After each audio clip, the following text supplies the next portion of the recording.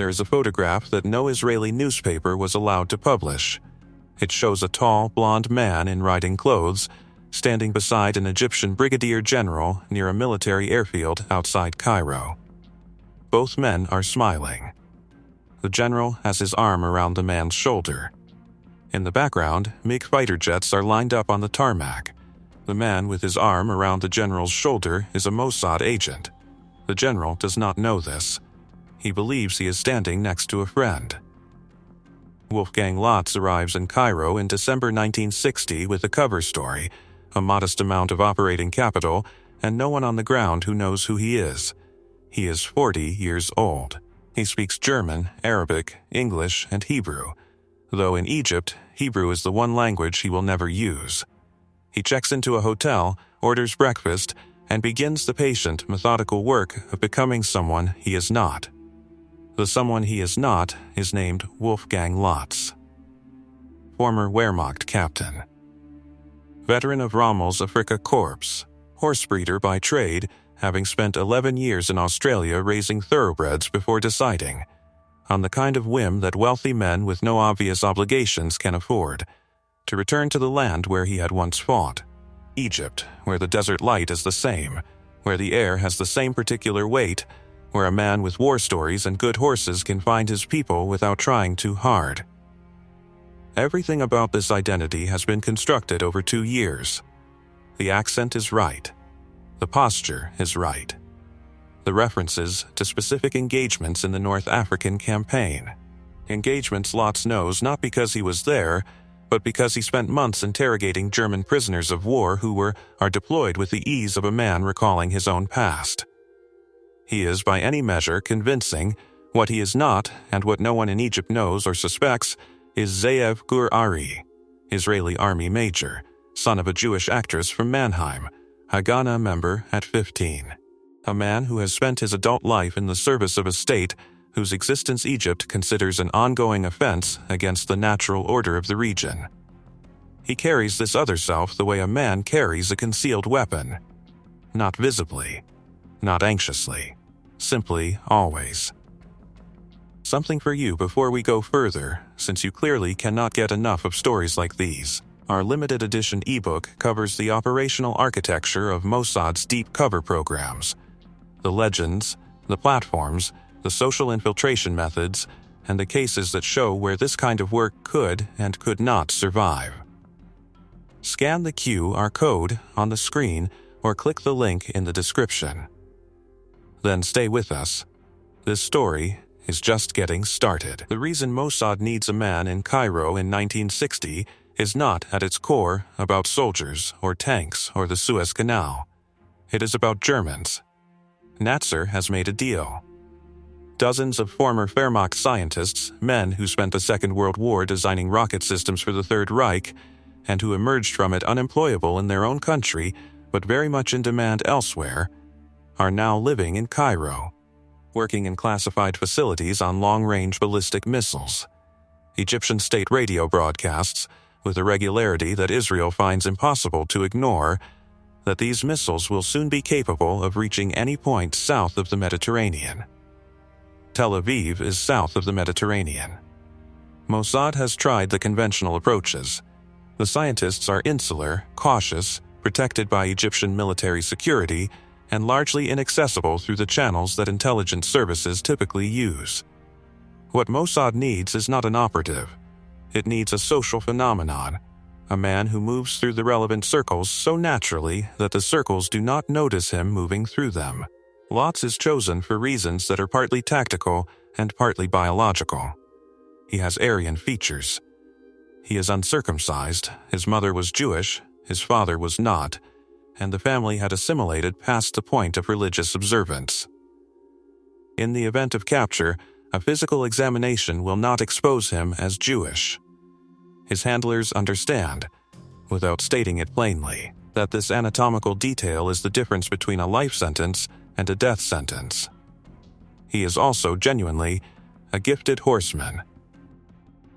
The equestrian world is not a peripheral social environment in early 1960s Cairo, It is one of the primary places where Egyptian military officers and government figures interact outside of formal settings, where rank is loosened by the shared vocabulary of horsemanship, where men who would otherwise not speak to strangers invite strangers to dinner. A riding club is not merely a cover, it is infrastructure. His first move is precise. He does not go to the most prestigious equestrian establishment in Cairo, he goes looking for the one with the right clientele.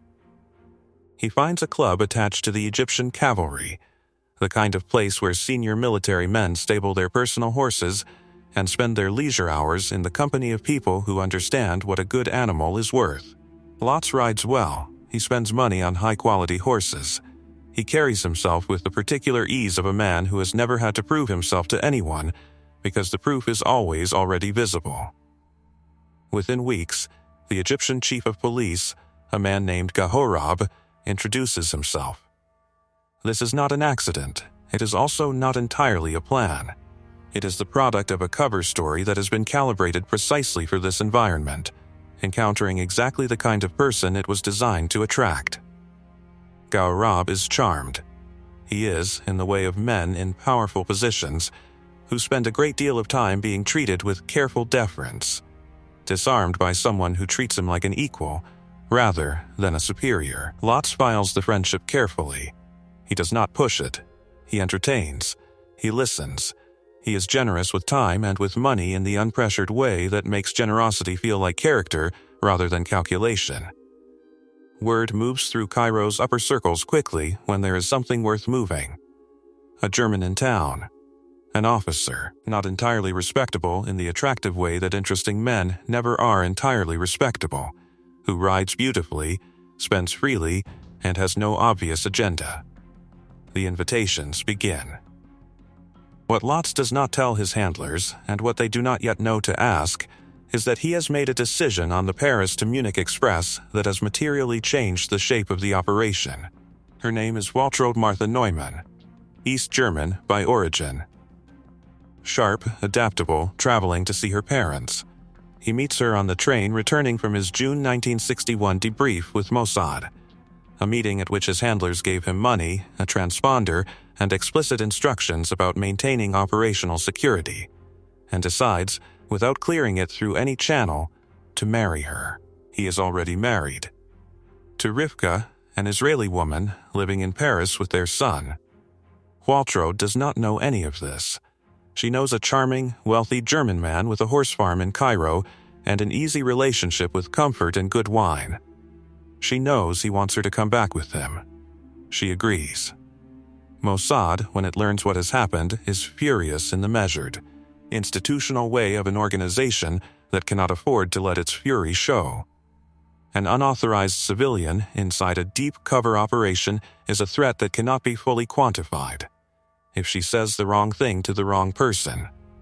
If she asks a question in public that the cover cannot absorb. If she simply notices something, over the months and years of daily proximity, that does not add up, and says so to someone, the operation is too far advanced to abort. The decision is made to bring them both back to Cairo. This is the first decision in the operation that succeeds for reasons no one intended and no one can fully explain. Because Waltraud, when Lotz eventually tells her a version of the truth, that he works in intelligence, that the farm is not simply a farm, that she should ask no further questions, does not leave, does not panic, does not tell anyone. She stays, she helps. The cover now has a wife, a household, a social domestic life that is in its way more convincing than anything a single man could maintain. But she has been told he works for NATO. She has not been told he is Israeli. She does not know that the man she married does not, in any legally meaningful sense, exist in Cairo. As the parties begin and the invitations multiply, and the Egyptian chief of police starts referring to Lotz as a personal friend, a question sits unanswered inside the operation. Unanswered because no one is yet asking it. The Egyptian military security apparatus is not naive. It monitors foreign nationals. It pays particular attention to men who arrive with money, with access, with social mobility that outpaces their apparent connections. It is an apparatus that has, in the recent past, caught Israeli operatives through precisely the kind of methodical, patient surveillance that Lotz's expanding social life is generating by its very visibility. Someone, somewhere in that apparatus, is already reading a file with his name on it. The question is what they are doing with what they read. The Equestrian Club opens formally in the summer of 1961. Lotz names it carefully, prices the membership correctly, stocks it with animals that signal serious money without quite crossing into ostentation. The horses are real. The feed bills are real. The stable hands are real Egyptians who know their employer as a quiet, generous German who tips well and does not shout. Everything about the club is genuine except the man who owns it. The parties begin almost immediately. There is a specific grammar to the social events Lotz hosts, and it is worth understanding because it is not accidental. The guest lists are not random. The evenings are structured, alcohol available but not forced, music present but not dominant, the rooms arranged so that conversations form naturally in small clusters rather than one large group. A general can speak to a scientist without it feeling like an introduction. A government minister can say something he should not say without feeling that he has said it to a crowd. Lotz moves through these rooms with the unhurried attention of a man who is simply an excellent host. He remembers names. He remembers the names of children. He asks specific follow-up questions about things mentioned in passing at previous gatherings, which produces in his guests the particular warmth of feeling genuinely known. He is also, at every moment, working. Every rank, every title, every offhand comment about a facility or a deployment or a delivery from Moscow is filed and transmitted. The burst transmissions go out in compressed windows, seconds long, in the early hours when the household is asleep and the street outside is quiet. The signal travels to Tel Aviv. The handlers there cross-reference, verify, assess. The intelligence is good. Better than good. It is the kind of material that changes the shape of what an intelligence service believes it knows. The relationship that matters most, the one that opens doors no party invitation could unlock, develops through the horses. Brigadier General Fouad Osman is not simply a senior military figure. He is the chief of security for Egypt's rocket bases and military manufacturing facilities, the man whose institutional function is to ensure that no one without authorization ever sees the things Lotz most needs to see. He is, in the precise technical sense of the word, Lotz's primary obstacle. He becomes instead Lotz's closest Egyptian friend. This happens not because Lotz engineers it, though he creates the conditions, but because Osman is a man who likes horses, likes Germans, likes men who served in uniform and carry themselves accordingly. He responds to Lotz the way many powerful men respond to someone who treats them as a person rather than a position. He relaxes, he talks. He takes Lotz to the bases personally. Not all at once. Not without the normal bureaucratic cover of a visit framed as social, as a favor, as a general showing a foreign friend something impressive. But over months across several visits, Lotz sees the facilities. He photographs pilots beside their MiGs. He is shown, with the mixture of pride and competitive anxiety that Egyptian military officials in this period carry visibly, the precise layout of airfields that Israeli military planners have been trying to map from the air for years. He reports everything. In Tel Aviv, the operation is considered a success. The word used in internal assessments, according to accounts that have since become available, is extraordinary. There is no comparable source.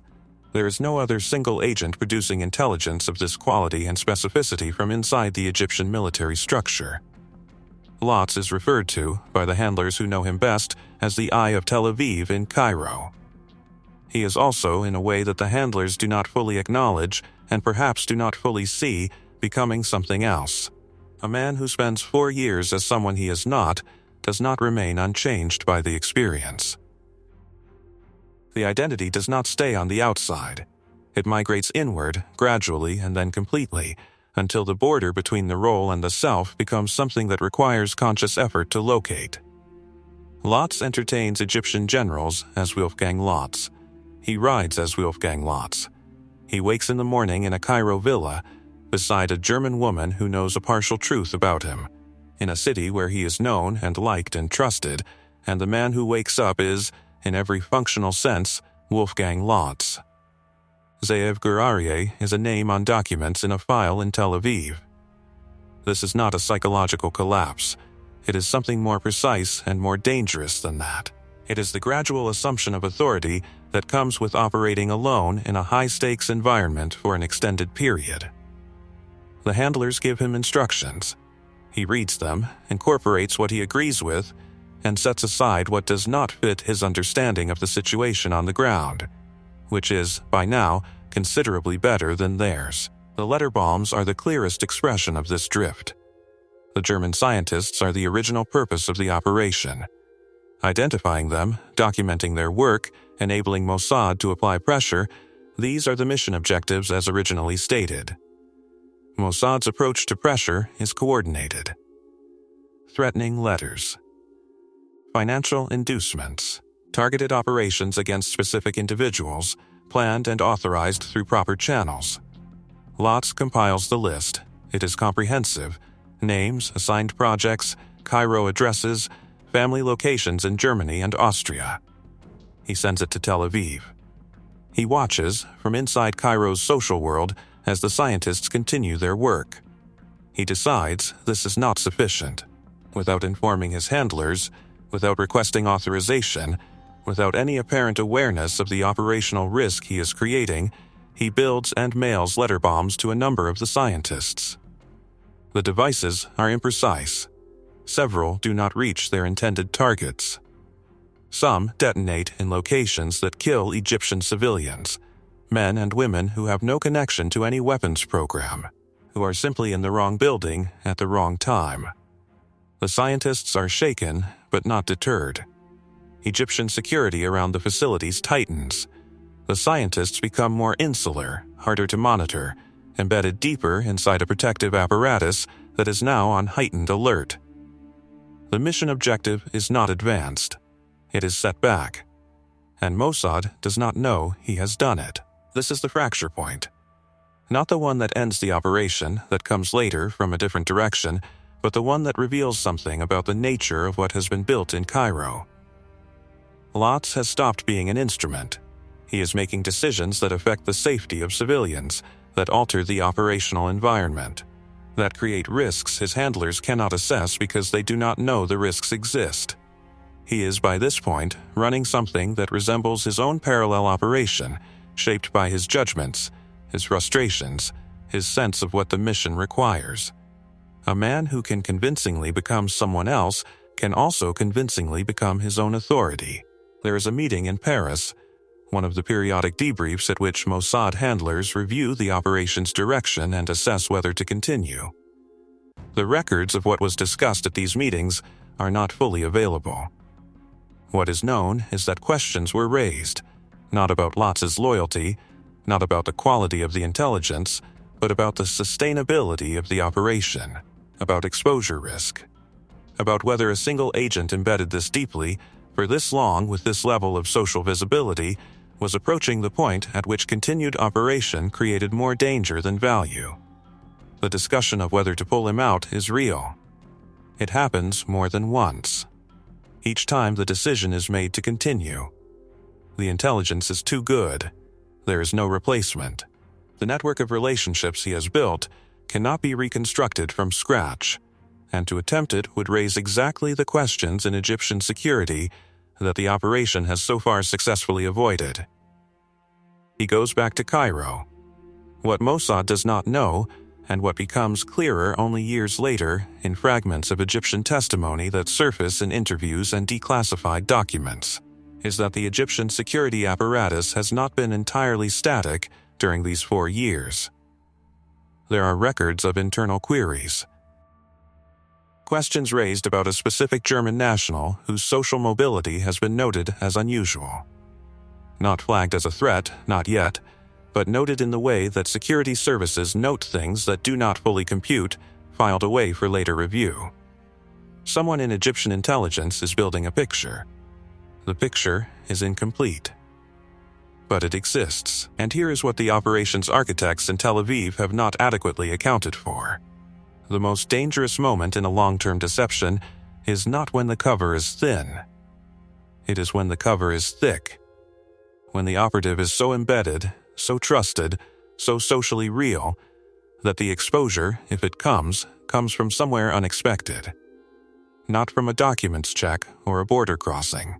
From a social relationship that has generated, on the Egyptian side, enough genuine attachment to produce genuine curiosity. Fuad Osman likes Lotz. He trusts him. Men who trust someone tend, over time, to want to understand them more completely. To ask questions that go slightly deeper than the surface. To notice, in small ways, when the answers to those deeper questions have a texture that does not quite match the official story. Whether Osman ever noticed, and what he did with what he noticed, is not something the historical record settles cleanly. What is settled is this. By 1964, the operation is generating intelligence of the highest value and creating, simultaneously, a set of risks that are no longer fully visible to the people managing it from Tel Aviv. The man at the center of it is operating with a degree of autonomy that the original design of the operation did not intend. A woman who does not fully understand what she is part of is managing the social face of an intelligence platform in a hostile capital, and somewhere in the Egyptian security apparatus, a file is being updated. The question is not whether the operation is working, the question is who it is working for. The transmissions go out on a schedule that Lotz controls entirely. This is, in itself, an anomaly. Standard operating procedure for a deep cover agent with a burst transmitter is a fixed window, a time at which the handler on the other end is listening, at which the signal can be received, logged, and cross-referenced against the previous transmission. Fixed windows mean predictability. Predictability means the signal can be tracked. Lotz knows this. He varies the windows anyway. His reasoning is operational. A man whose household includes a wife, domestic staff, and a rotating calendar of social obligations cannot reliably guarantee that a particular hour on a particular night will be private. So he builds in flexibility, transmitting when the house is genuinely quiet rather than when the schedule says it should be. He hides the transmitter inside a bathroom scale in the master bathroom, a location chosen because it is the one room in the villa where his privacy is structurally guaranteed and socially unremarkable. Tel Aviv is not entirely comfortable with this arrangement. The irregular windows create gaps in the verification timeline. If a transmission is missed, it is difficult to determine whether the silence means Lotz is simply operating on a different schedule or whether something has gone wrong. Several times during the operation, Tel Aviv goes 48 hours without a signal, and the quiet in the handler's office takes on a specific weight that nobody in the room names out loud. Each time, the signal returns. Each time, the relief is immediate, and the question underneath it, why was there no signal, goes unasked. The near abort happens in late 1963, and it does not originate in Cairo. Syria, operating with Soviet-supplied radio detection equipment, has been hunting Eli Cohen, the other great Mossad asset of this period, running a parallel deep cover operation in Damascus. The Syrians are close. Word reaches Tel Aviv through channels that are not entirely clear, but the implication is immediate. If Cohen's method of communication can be traced, then the same technology applied to the same type of transmitter in a different city produces the same result. Mossad opens the question of whether to pull Lotz immediately. The arguments for extraction are straightforward. The Soviets are advising multiple Arab intelligence services simultaneously. If the technology that locates Cohen is shared with Egypt, and the assumption must be that it will be, then every burst transmitter operating in Cairo is at elevated risk. Lotz's transmission schedule is irregular, which provides some protection, but irregular is not the same as invisible. The arguments against extraction are also straightforward, and they win. The intelligence coming out of Cairo is, at this moment, irreplaceable. The airfield mapping is incomplete. The documentation on the scientists is still being cross-referenced. There is no viable replacement operative, and no mechanism for passing Lots' network of relationships to another agent without those relationships collapsing entirely. Deep cover social networks do not transfer. They are specific to the person who built them. He stays. The transmissions continue. What no one in Tel Aviv has fully modeled, because the information required to model it does not yet exist, is that Egyptian security has already been in conversation with Soviet advisors about radio detection. Not in response to Cohen. Earlier, the conversation is routine, a standard exchange of counterintelligence methodology between patron and client state. The Soviets provide the framework. The Egyptians begin building the capability. The assumption in Tel Aviv is that Egypt will borrow the Syrian approach after Cohen's arrest. The reality is that Egypt was already building toward it independently. This distinction matters because it changes the timeline. The people managing the operation from Tel Aviv believe they are ahead of the threat by a margin. They are behind it by an interval they cannot measure because they do not know it exists. The false release moment arrives through politics, and it very nearly ends the operation before the radio detection equipment gets the chance.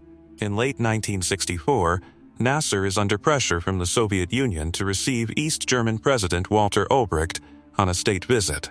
West Germany objects strenuously, formally and through diplomatic channels, and Nasser, characteristically unwilling to accept the appearance of external constraint, responds to the West German objection by ordering the arrest of 30 West German nationals living in Cairo.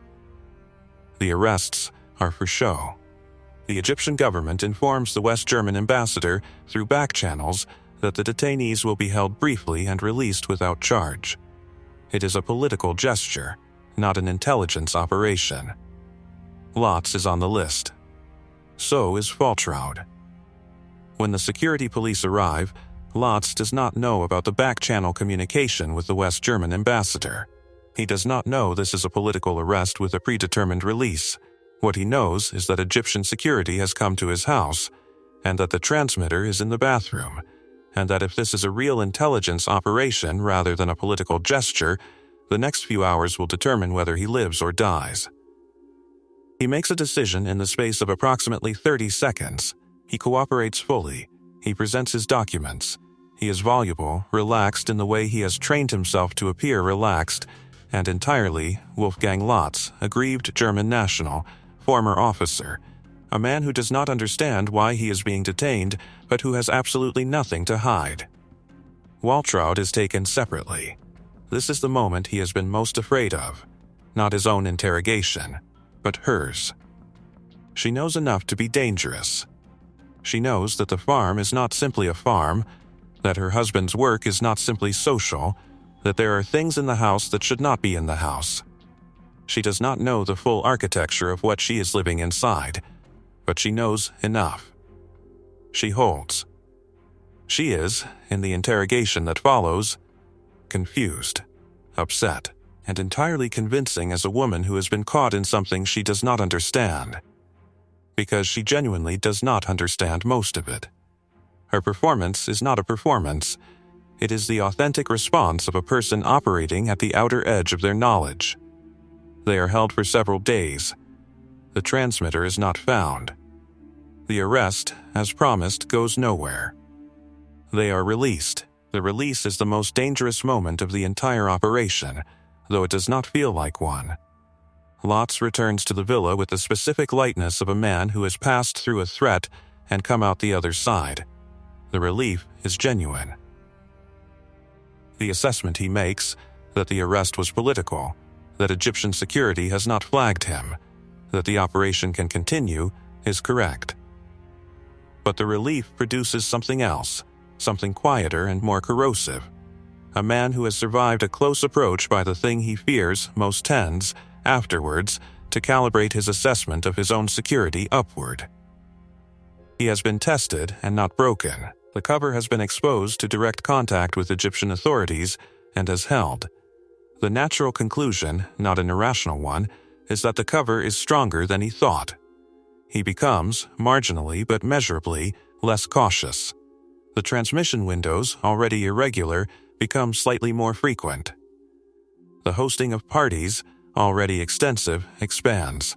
The social footprint of the operation, the number of people who move through the villa, who know the German horse breeder, who have a reason to notice if his patterns change, grows. None of this would matter if the thing closing in on the operation were a human intelligence threat. A larger social footprint does not help a radio direction finding team. It is irrelevant to the Soviet-trained technicians who are, by early 1965, operating detection equipment in Cairo that is capable of triangulating a burst transmission to within a city block. The false release teaches him the wrong lesson.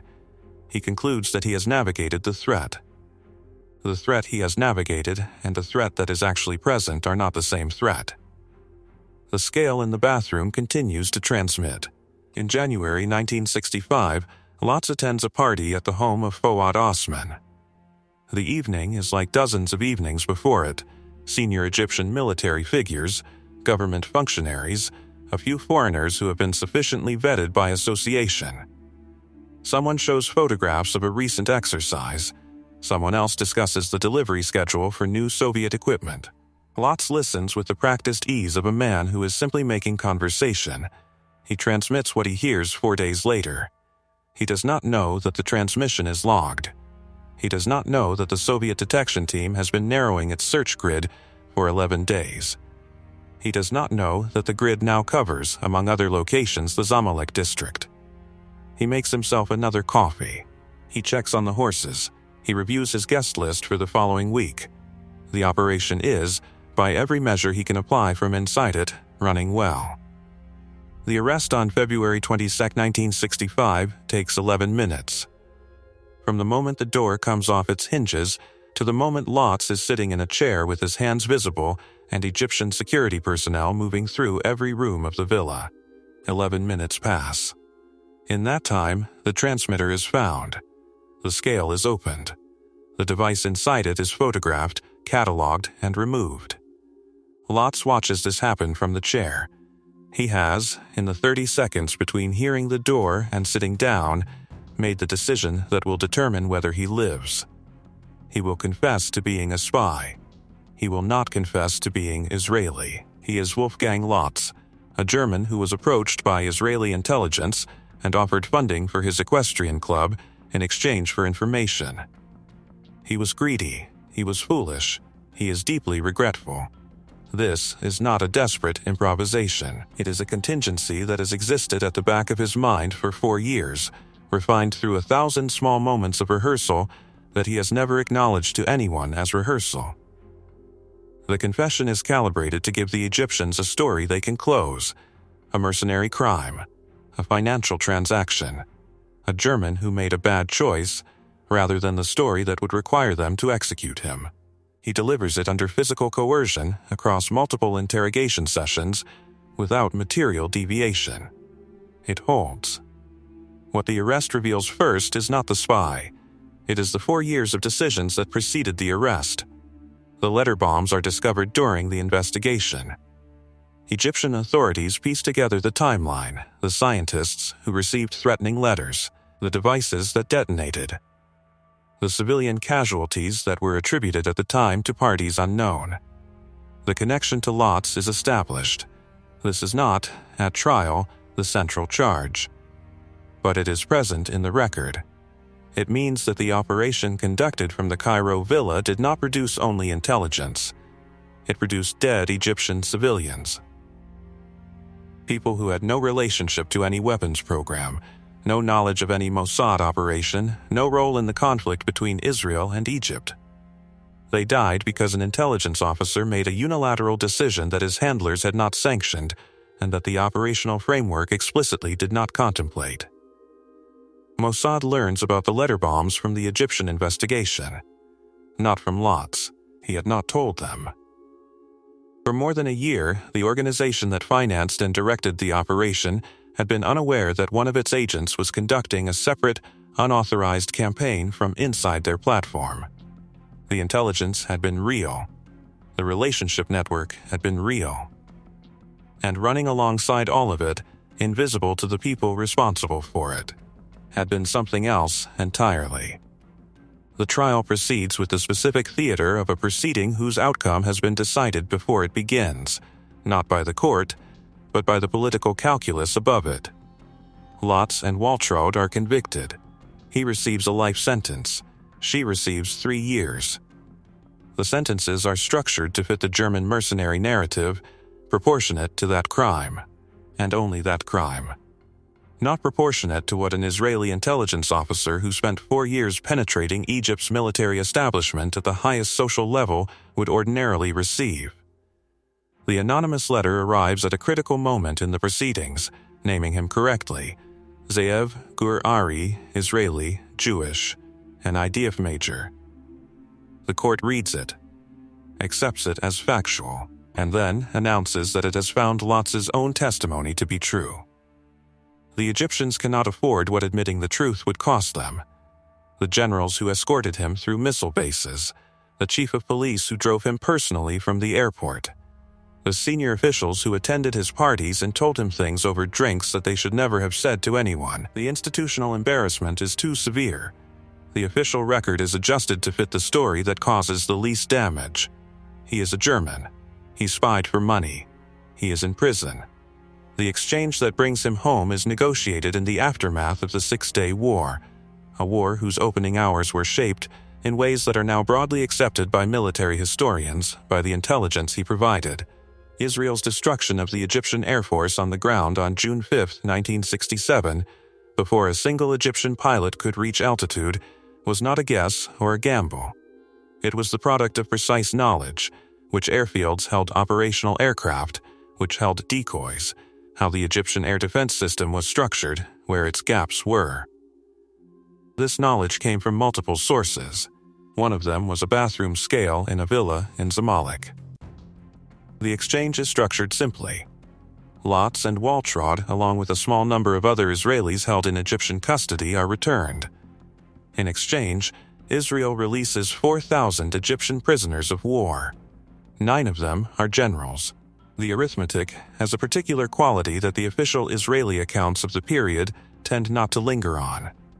1 agent, 1 operation, 1 cover story, and the price of bringing him home includes the return of 9 flag officers who will return to the Egyptian military and continue to serve it.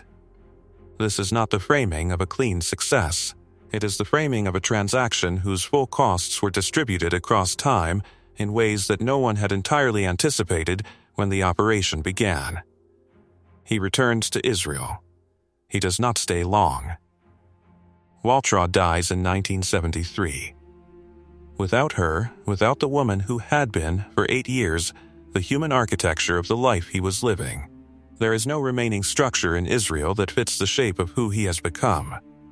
The pension from Mossad is real and insufficient. The life it can sustain is smaller, quieter, and less legible to him than the life he lived in Cairo as a man who did not exist. He returns to Germany and lives there for the remainder of his life. He is uncomfortable in his own biography, unable to resume the identity he was born with because that identity carries none of the social density of the one he built, and unable to return to the one he built because the city that contained it has moved on without him. He complains to people who knew him that the organization that used him has not adequately compensated him for what the use cost. He is not entirely wrong. He is also not the first person to discover that an intelligence service's obligation to an operative ends at the operational boundary, not the human one. He dies in 1993 from heart disease developed during his years of imprisonment. He is buried in Israel with full military honors. The cover he built: Wolfgang Lotz, former Wehrmacht officer, horse breeder, the most socially embedded Mossad operative Egypt ever hosted, outlasted the man who inhabited it. Cairo's elite remembered him as the charming German. The generals who escorted him through their facilities remembered a friend. The record officially confirmed this. Ze'ev Gur Ari spent 4 years disappearing inside a fiction. The fiction survived. The man came home to find that home no longer held the shape of anyone he recognized. That cost, not to the state, not to the operation, but to the person, is the part of deep cover doctrine that rarely appears in the official record. the methodology behind an operation like this one, the construction of a long legend, the social platform, the years of sustained identity, did not begin with Lotz and did not end with him. It is a lineage, built case by case, failure by failure, in files that were never meant to be public.